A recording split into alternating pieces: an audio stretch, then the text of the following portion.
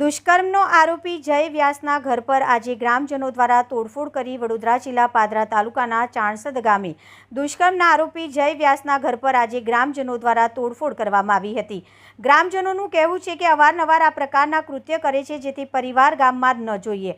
આ હોબાળા બાદ ગામમાં વાતાવરણ તંગદિલી બની ગયું હતું। લોકો સાથે પોલીસ પણ ઘટના સ્થળે પહોંચી હતી અને મામલો શાંત પાડ્યો હતો। એક સમય લોકોના હોબાળા અને આરોપીના પરિવાર સામે આક્રોશને લઈને લોકો મોટી સંખ્યામાં ભેગા થઈ ગયા હતા। પોલીસે પરિવારને પોલીસ વેનમાં બેસાડી ત્યાંથી રવાના થતા બાદમાં મામલો શાંત પડ્યો।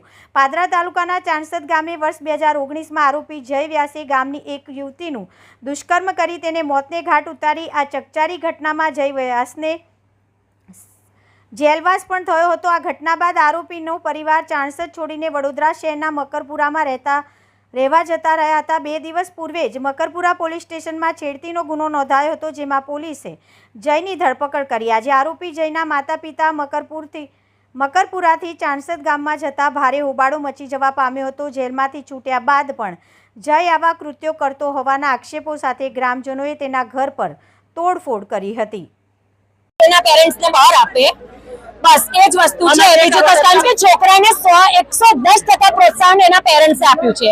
એમને ફર્સ્ટ ટાઈમે જો રોક્યો હોત તો આ પગલું આગળ ના ભરત। બીજું કે ખુદ એને મને બી ધમકી આપી છે કે હું ખૂન કરી નાખીશ। હવે મારી સેફ્ટી બી મને જોઈએ, પણ 5 મિનિટ એના પેરેન્ટ્સને બહાર કાઢો બસ।